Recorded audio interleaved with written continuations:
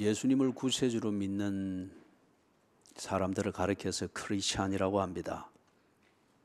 크리스찬은 그 말의 의미는 그리스도께 속해 있는 사람이라는 뜻입니다.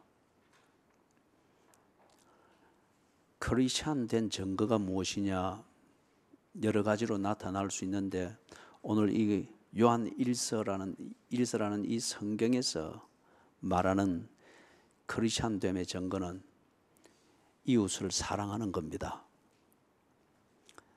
어떤 면에서 내게 가장 가까운 이웃은 배우자입니다. 그리고 가족입니다. 그리고 그 다음 친구들, 지인들, 동료 교인들, 아주 가까운 이웃들이죠. 내가 정말 예수를 믿는가, 크리스찬인가, 하나님의 자녀인가, 그 증거 중에 하나가 뭐냐? 그것은 내 이웃을 사랑하는 겁니다. 그런데 우리가 4장까지 계속 보면서 모순된 그 현상을 지적을 했죠. 사랑의 이름으로 찢어집니다. 사랑의 이름으로 원수 맺음이 생깁니다. 사랑을 심으면 평화라는 열매가 맺어져야 되는데 사랑을 강조하고 사랑을 말하는데 가정이 찢어지고 부부가 헤어지고 부모 자식 간에 더 이상 보고 싶지 않은 사이가 되고, 그런데 쌍방은 다 자기는 사랑했다. 그런데 그 사랑의 모순이 그렇게 나타납니다. 이 원인을 지금 요한 1서가 진단을 하고 있고, 그리고 특별히 오늘 우리가 보는 이 본문이 그 원인을 진단을 해주고 있습니다. 사랑을 강조하고 앞세움에도 불구하고 사랑과 전혀 다른 삶이 나오고, 그래서 살아있으나 지옥 같은 삶을 미리 맛보면서 사는 이유는, 첫 번째는 당신이 믿는 예수가 틀렸다는 거죠. 다시 말해서 당신은 아직 예수를 모르거나 아니면 예수를 엉터리로 믿고 있기 때문에 사랑 자체를 모른다는 겁니다. 그게 아니면은 예수님을 바로 믿고 그리스도인임에도 불구하고 사랑과 전혀 다른 그런 모순된 삶이 계속 만들어지는 것 같으면은 예수는 믿는 신앙을 가지고는 있으나 그 신앙대로 살지 않기 때문이라고 합니다. 이것은 성령을 회방하는 죄에 해당이 됩니다. 예를 들면 제가 사람으로 태어났습니다. 사람으로 태어났으면서도 제가 짐승처럼 살면서 본능적 쾌락을 추구하는 그 삶을 살면은 저는 인간으로 태어났으나, 그리고 인간의 모습을 하고 있으나 인간 대접을 받을 자격이 없습니다. 이걸 가리켜서 성령 회방제로가 합니다. 예수를 바로 알고 구원의 확신도 있고 하나님의 자녀다 분명히 정리되어 있습니다마는 하나님의 자녀답게 살지 않을 때 그걸 성령 회방제라고 합니다. 그게 주로 나타나는 데가 어디냐? 이웃을 사랑하지 않는 겁니다. 그래서 이 둘 중에 하나입니다.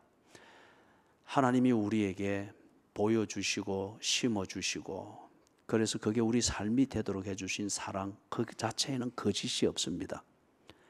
그런데 특별히 교회나 그리스도인이라는 사람들이 사랑 또는 사랑하기 때문에라는 전제를 달고 하지만은 너무 하나님과 다른 그 삶의 현장이 그리스도인의 가정에서부터 시작해서 사회생활에 늘 나타납니다. 그래서 그리스도인이면서도 지옥을 사는 것처럼 삽니다. 다시 강조합니다. 그 원인은 첫째, 내가 지금 예수를 엉터리로 믿고 있다는 거죠. 지 방식대로 지 착각 속에서 예수를 믿는 줄 착각하고 있을 수 있거나 스스로 속이고 있는 것일 수 있습니다. 그렇기 때문에 당신이 하는 사랑은 처음부터 거짓입니다. 그게 아니면은 예수를 바로 믿고 하나님의 자녀된 게 분명하고 하나님을 바로 알고 있음에도 불구하고 그런 지옥 같은 삶을 계속 내가 만들고 있다고 하면은 인면수심이라는 말에 비교가 되듯이 하나님의 자녀이면서도 하나님의 자녀답게 사는 것을 거부하고 있는 겁니다. 둘 중에 하나예요. 5장 1절에서부터 3절이 이 부분을 구체적으로 우리에게 증거를 하고 있습니다. 1절을 상반절을 좀 자세하게 정리를 해야 될 필요가 있습니다. 요한 1서를 사도 요한이 쓰면서 계속 이 부분을 각도를 조금 달리 했을 뿐 이 부분을 강조를 하면서 우리의 목적과 우리가 반드시 해야 될 것이 이웃 사랑이라고 하는 것을 권하고 명령하기 때문에 그렇습니다. 그렇기 때문에 예수가 그리스도임을 믿는 것, 이게 정리가 안 되면은 이미 그 사람은 사랑을 모릅니다. 그리고 사랑할 자격이 없습니다. 그가 말하는 사랑은 다 자기 자신을 합리화시키는 장식품에 지나지 않는 거죠. 그렇기 때문에 이 부분을 다시 한번 좀 더 강조해서 우리 좀 살펴볼 수 있기를 바랍니다. 먼저 예수가 누구이신가? 예수가 누구이기에 그분이 그리스도인이 되어야 돼, 그리스도가 되어야 되는가? 예수는 역사적 실제 인물입니다. 지금으로부터 2000년 전에 유대 땅, 지금 이스라엘의 땅, 갈릴리 지역에 있는 거기에서 사람들이 다 알고 볼 수 있도록 3년간의 공적인 생활을 하셨죠. 목격되어진 바고 경험되어진 바입니다. 바로 그가 지금 여기서 말하는 예수입니다. 2000년 전 그 땅에서 태어나고 그렇게 사시고 그런 일들을 하셨던, 그래서 그분의 생애도 그렇거니와 생애 중에서 특별히 하신 일들, 이걸 보고 우리는 기적들이라 이렇게 말을 합니다. 그것이 역사적으로 일어났고 그 사건 하나하나가 의미를 가지고 있다고 하는 것을 성경에서 기록을 하고 있죠. 바로 그 예수를 지금 말합니다. 그리고 그 예수가 십자가에서 죽었습니다. 그런데 그분이 십자가에서 죽을 때 그 의미를 자기 백성들의 죄를 대속하기 위해서, 죄 값을 치르기 위해서 십자가에서 죽는다고 하셨고 십자가에서 죽었습니다. 로마 군대의 일지에도 이게 기록이 되어져 있습니다. 그 다음에 그분이 부활을 했습니다. 빈 무덤이 남겨졌고 온 유대 땅이 발칵 뒤집어지는 그 사건이었습니다. 부활을 하셨는데 이게 대해서 예수님이 의미를 가르쳐 주시기를, 예수가 죄값을 치르고 구원하신 자기의 백성들이 새로운 삶을 살 수 있도록 새 생명을 주시는 것이라고 했습니다. 자, 그러면 예수가 누구인가? 역사적으로 그 시간 그 장소에서 태어나고 그렇게 사셨습니다. 무엇을 하셨는가? 기적이라 일컬어지는 그러한 것을 포함하는 생애를 사셨고 그것이 성경에 기록이 되어져 있습니다. 그런 중에 그분이 십자가에서 죽으셨습니다. 의미는 자기 백성의 죄값을 치르기 위해서 대신 죽는다고 했습니다. 죽은 지 3일 만에 부활했습니다. 그 의미는 자기 백성을 죄에서 구원하고 그리고 새로운 삶을 살 수 있도록 새 생명을 주신 증거라고 했습니다. 예수가 다시 살아난 것처럼 자기의 백성들도 그 생명으로 사는 것을 보여주는 거라고 했습니다. 예수는 누구이신가? 바로 이분입니다. 마음대로 지어내고 만든 것이 아니고, 그런데 그 당시에 영지주의라는 철학과 신학이 이렇게 혼합이 되어져서 제3의 어떤 이론을 만들어내서 교회를 휘젓고 어지럽히던 이 영지주의라는 이 사람들이 예수의 이런 역사성과 실제성을 부정했습니다. 하나님은, 신은 인간이 되어서는 안 된다는 그들의 철학적 전제, 이것 때문에 나사렛에서, 베들레헴에서 나오고 나사렛에서 그렇게 활동하고 그 생애를 사셨던 예수를 부정했습니다. 이슬람이 예수라고 하는 인물은 인정은 하지만은 그러나 예수의 그 신성은 부정했습니다. 영지주의도 이 맥락에서 말하면은 예수라는 존재는 인정하나 그 존재가 역사적 인물이기 때문에 그는 신이 될 수 없다는 전제로서 단정을 지었습니다. 인간이 신이 되는 것은 있을 수 없다. 그래서 영지주의든 이슬람이든 예수의 역사적 인물과 존재는 인정을 하지만은 그 예수가 그리스도가 되어서는 안 된다고 선을 긋고 있습니다. 그 다음에 달리 거꾸로 보면은 또 신천지와 같은 이 특별한 이 이단들이 많죠. 신천지든지 이런 종류의 이단들이 예수님의 역사성을 부정합니다. 그들은 자기들이 논리에 맞고 이론에 맞는 어떤 예수라는 관념과 이론을 만들어냅니다. 그래서 그들이 말하는 예수는 성경에서 기록을 하고 있고 역사적으로 목격이 되었고 경험이 되었던 갈릴리 나사렛에서 그렇게 사셨던 그 예수하고는 다른 예수입니다. 그런데 바로 그 예수님이 오셔서 하신 일이 많죠. 기적이라 일컬어지는 것에 보면은 소경이 보게 되었습니다. 걷지 못하는 자가 걷게 되었습니다. 예수님이 한 말씀을 하니까 벙어리가 입을 열어서 말을 하기를 시작했습니다.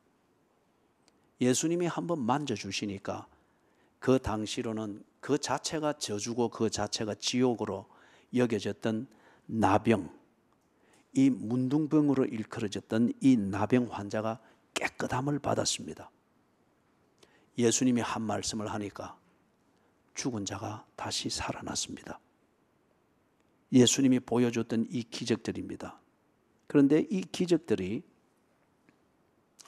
예수님이 하셨던 이 기적들은 선지자들에 의해서 예언되어졌던 내용들입니다. 선지자들이 어떤 내용을 예언했는가 하면은 메시아가 올 것이다. 하나님께서 메시아를 보내주실 것인데 그 메시아가 오면은 자기가 메시아인 것을 알리고 메시아가 왔다고 하는 것을 사람들이 알 수 있도록 하기 위해서 그들 눈앞에서 기적을 베풀 것인데 소경이 보게 될 것이고 포로된 자가 자유를 얻게 될 것이고 걷지 못하는 자가 걷게 될 것이고 벙어리가 입을 열어 말을 하게 될 것이고 나병한 자가 깨끗함을 얻게 될 것이며 죽은 자는 살아날 것이다. 선지자들이 예언을 했어요. 그런데 예수님이 오셔서 하시는 그 일과 그분의 생애에서 선지자들이 예언했던 그 기적들을 예수님이 그냥 일상적으로 일으키셨습니다. 사람들이 그걸 직접 목격했고 당사자가 있고 가족들이 있고 그리고 당시 종교 지도자들이 어떻게든지 그걸 막으려고 긴장했던 바로 그 현장이었습니다. 그러면은 예수가 누구이신가? 그가 바로 메시아라는 겁니다. 메시아가 오면은 이런 일을 할 것이고 그가 이런 의미를 너희들에게 나타낼 것이다라고 했는데 예수라는 역사적 인물과 그분의 역사적 삶 속에서 그 예언되어졌던 것이 다 일어나고 있는 거예요. 이 말은 예수가 바로 메시아라는 증거인데 이 메시아는 무슨 의미인가 하면은 히브리 말로 기름 부음을 받은 자라는 뜻입니다. 히브리인들이 누구에게 기름을 부었는가 하면은 구별되어진 직분자들에게 기름을 부어서 딱 그것을 authority, 권위를 인정하는 의식을 행했습니다. 특별히 제사장에게 기름을 부었습니다.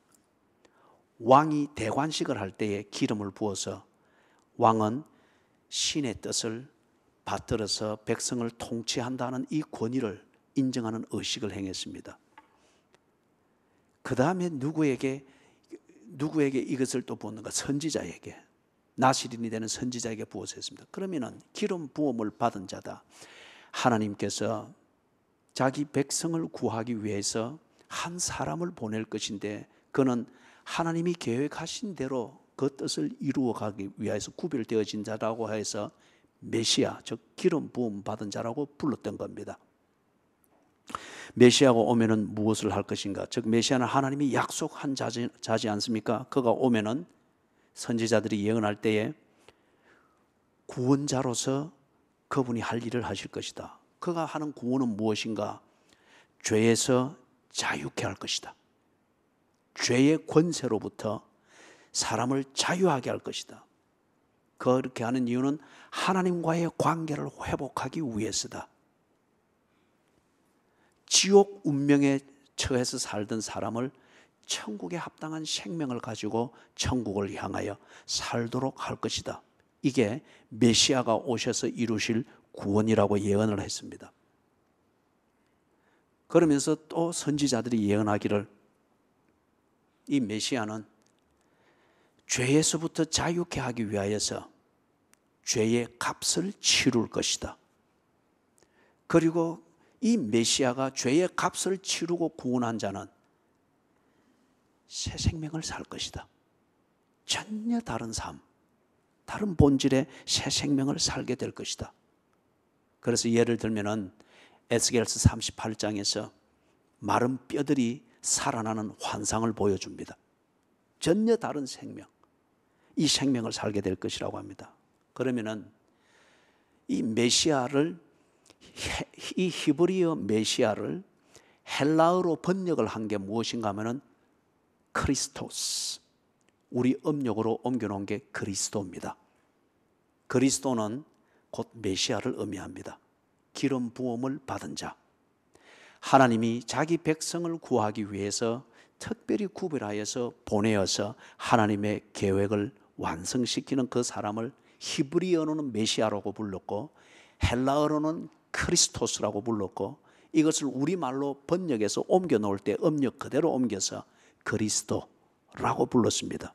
그러면은 예수님이 하신 그 모든 일을 통하여서 메시아가 오면은 이런 사람이고 이런 일을 할 것이라고 예언했던 게 예수님이 한 그 모든 일에서 다 일어났습니다. 확인이 되었습니다. 그런 것 같으면 예수는 누구이신가? 그리스도이십니다. 메시아이십니다. 하나님이 자기 백성을 구원하기 위하여서 보내기로 약속한 바로 그분이십니다. 자, 이 예수를 그리스도로 믿는 자마다라고 합니다. 예수를 믿는다고 하는 것이 무엇일까요? 이 부분이 아주 중요합니다.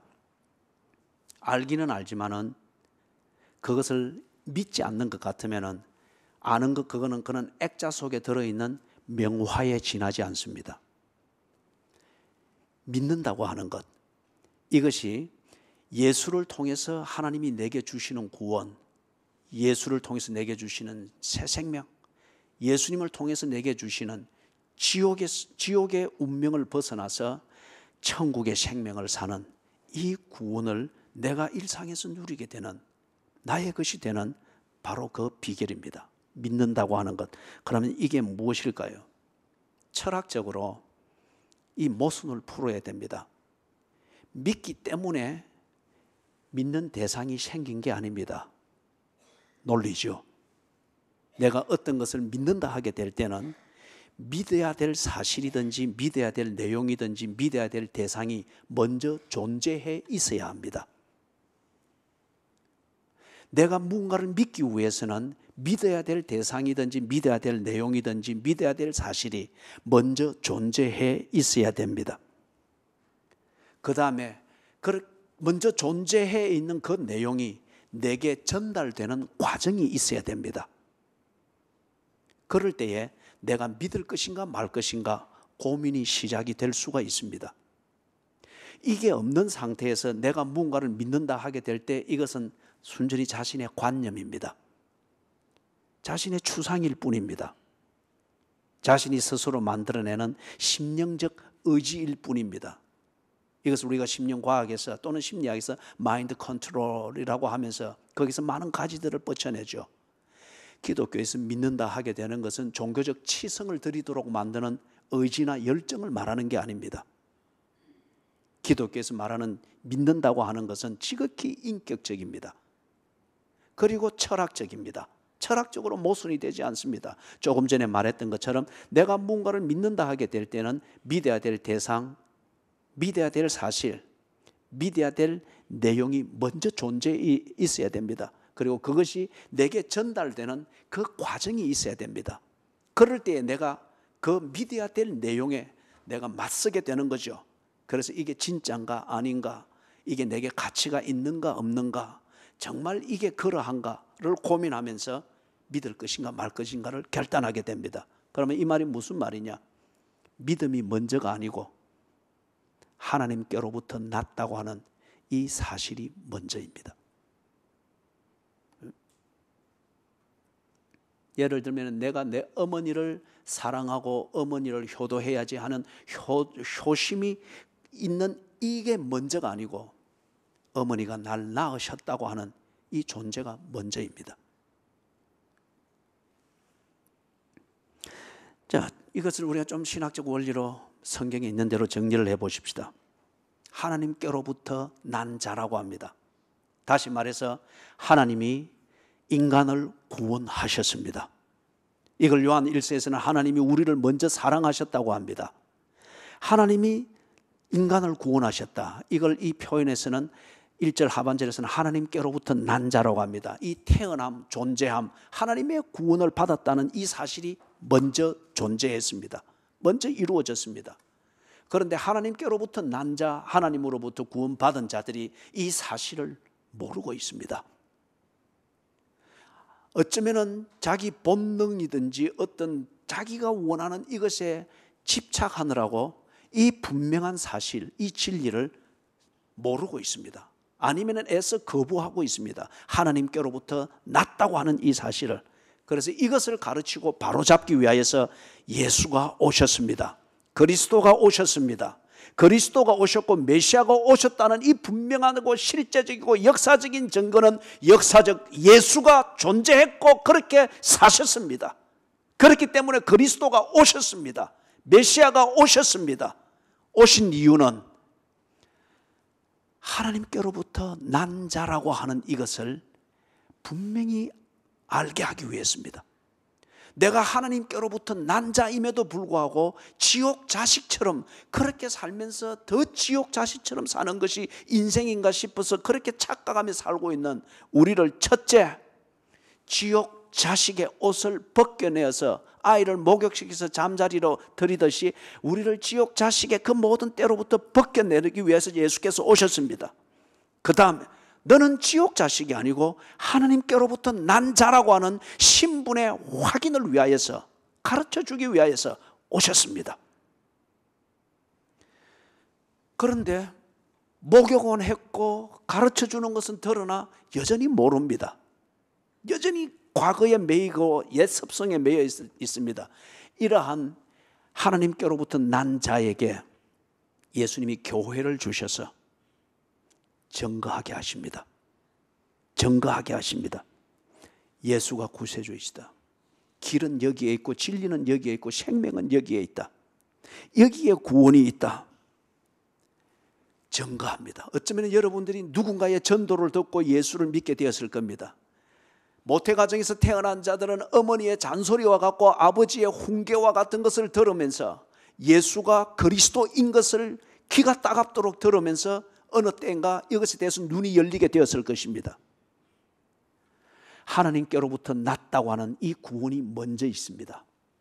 이것을 모르고 엉뚱하게 살아가는 우리를 깨끗게 하기 위해서 예수가 오셨습니다. 이것을 가르치고 확증하기 위해서 예수가 오셨습니다. 그리고 이것을 우리에게 증거하기 위해서 교회라는 이 기관을 중심으로 하여서 전도가 있고 양육이 있고 가르침이 있고 돌봄이 있습니다. 이걸 통하여서 사람들이 예수를 통하여서 내가 하나님의 자녀된 것, 이전에 하나님이 나를 선택하여 부르셨구나, 이것을 깨닫고 때늦은 감사와 깊은 헌신을 하게 되는 것을 봅니다. 조금 더 정리를 해보십시다. 에베소서 2장 8절을 보면은 우리가 구원을 받은 것이 우리의 행위로 말미암은 것이 아니요 믿음으로 말미암았다고 합니다. 그런데 이 믿음은 어디서 났죠? 하나님의 은혜의 선물이라고 합니다. 은혜의 선물이라고 합니다. 이 말이 무슨 말인가 하면은 우리의 믿음이라고 하는 이것 때문에 내게 이게 심리적으로 만들어진 것이든 논리적으로 만들어진 것이든 의지적으로 만들어진 것이든 어떤 그래서 종교적 의식을 행하도록 만드는 그런 종류의 믿음이라 일컫는 그런 종류의 것이 있었기 때문에 구원이 생기게 되어지고 이거는 종교에서 말하는 거예요. 하나님을 믿고 하나님과 교제하며 하나님의 자녀가 되어지는 이 의미를 우리의 현실이 되도록 만드는 그 키로서 믿음을 말하는데, 이 믿음은 이게 하나님을 있도록 만든 것이 아니고 하나님의 은혜의 선물로 내게 주어진 것이라고 합니다. 이게 앞에서 말했던 것, 믿음을 갖게 된 것은 믿어야 될 내용이 또는 믿어야 될 대상이 먼저 존재해 있었다고 하는 것을 말합니다. 자, 사랑하는 여러분, 하나님이 그래서 내게 믿음이라고 하는 것, 이걸 주어서 뭘 알게 한 거죠? 이미 먼저 존재했던 것, 하나님이 나를 낳았다, 하나님이 나를 구원하셨다, 하나님이 자기 백성으로 나를 선택하셨다, 이 사실을 알게 되는 거예요. 그리고 이 믿음을 가지고서 하나님께서 뭘 하신 것을 깨닫게 됩니까? 바로 이 사실, 이 진리를 알고 믿을 수 있도록 하나님이 나를 도우셨다는 겁니다. 다시 한번 간단히 정리하면 너무 중요한 문제입니다. 하나님이 내게 은혜를 이미 베푸셨습니다.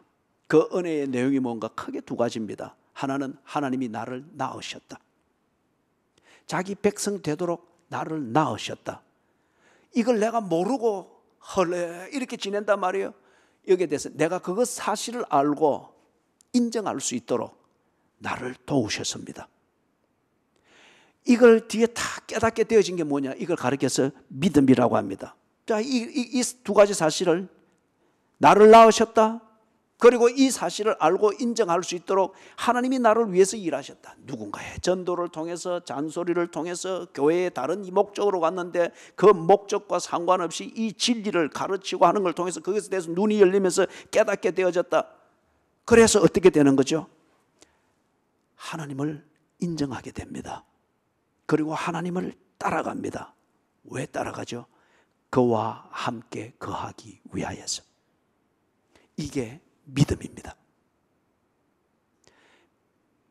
우리가 행위로 말미암아 구원받은 것이 아니요, 그 은혜로 말미암아 구원을 받았다고 합니다. 믿음으로 말미암아 구원받았다고 합니다. 이 믿음은 내게서 난 것이 아니고 하나님의 은혜의 선물이라고 합니다. 이 믿음 때문에 하나님이 나를 낳았다고 하는 이 먼저 있은 사실을 알게 되어지고, 이것을 알도록 하기 위해서 교회를 주시고 간섭을 주시고 양육을 주시고 전도를 만나게 하시고 이 다양한 일이 있었다고 하는 것을 깨달으면서 하나님을 인정하는 겁니다.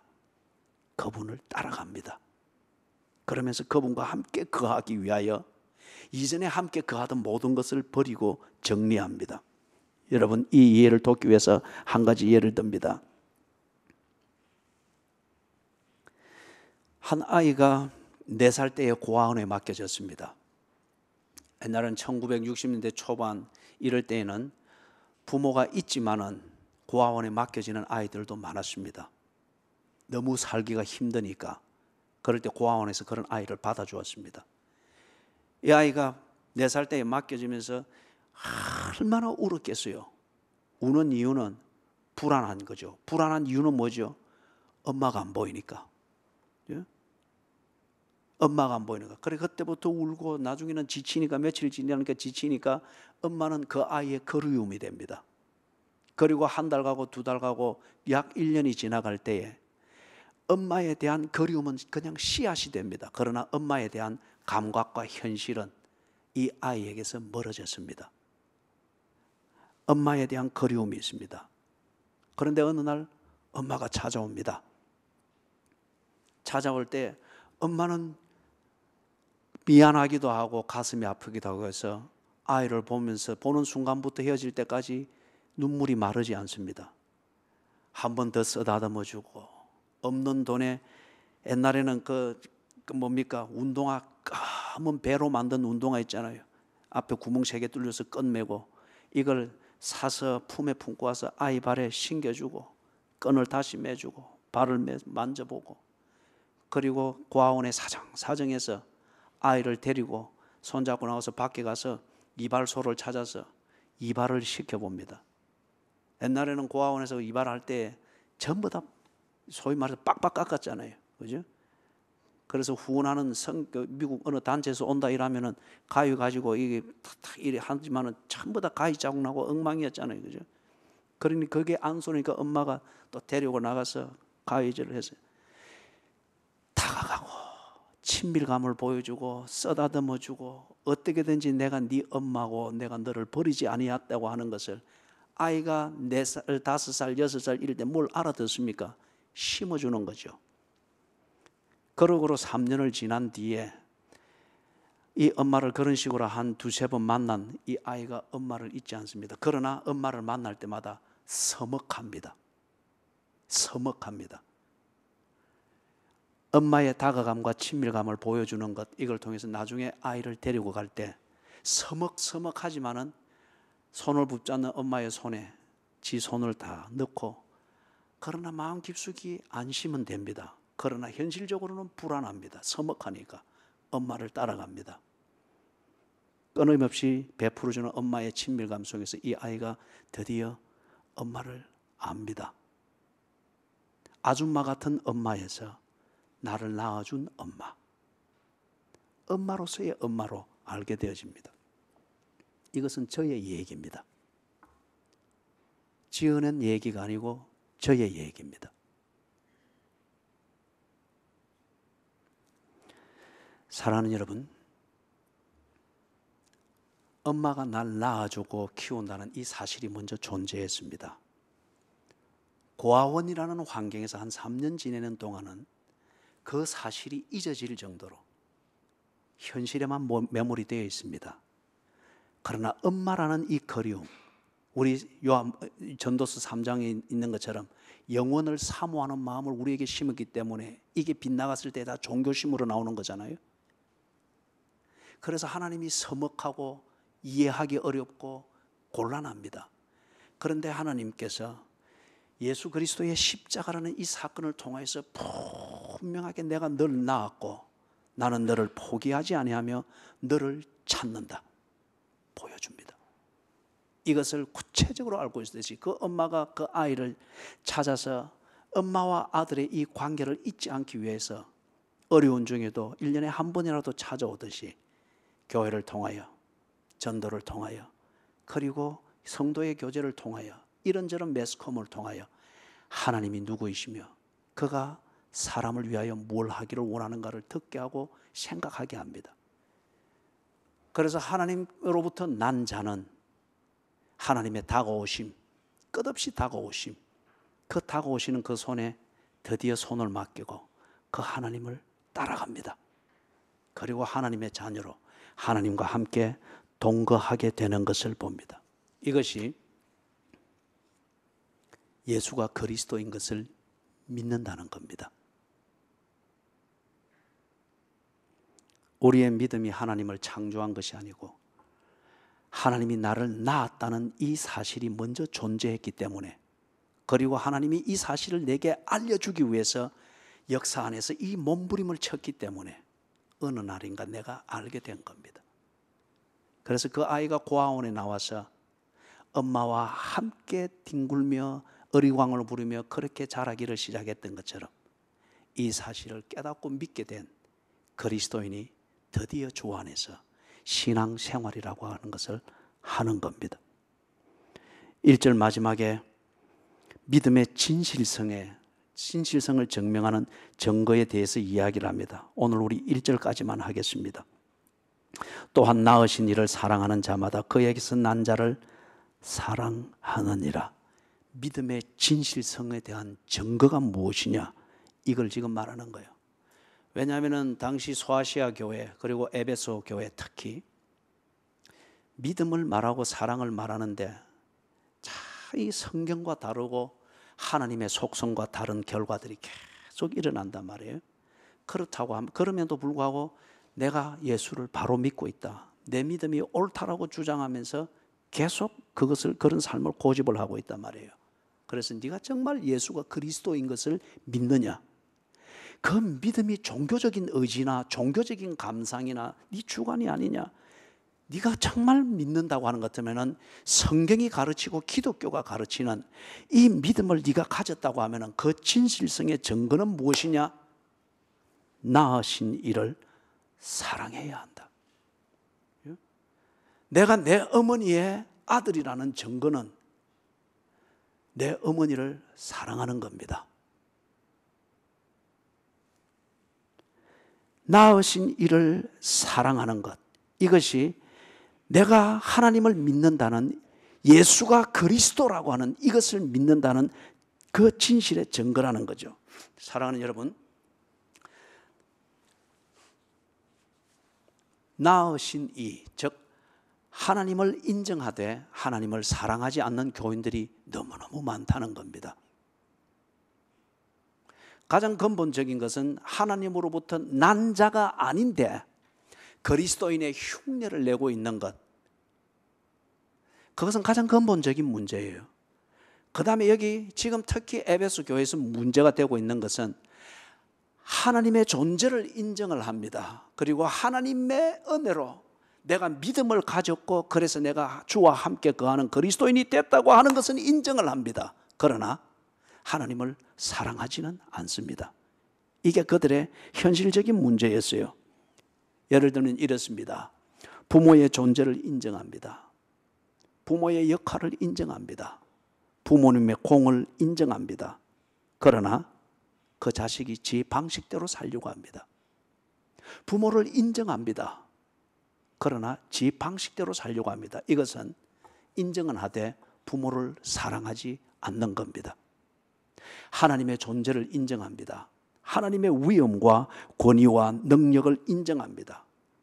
그러면서 사는 것은 지 방식대로 살려고 고집을 부리는 교인들이 너무 많다는 거예요. 그렇기 때문에 낳으신 이를 사랑하는 것, 그게 정말이냐?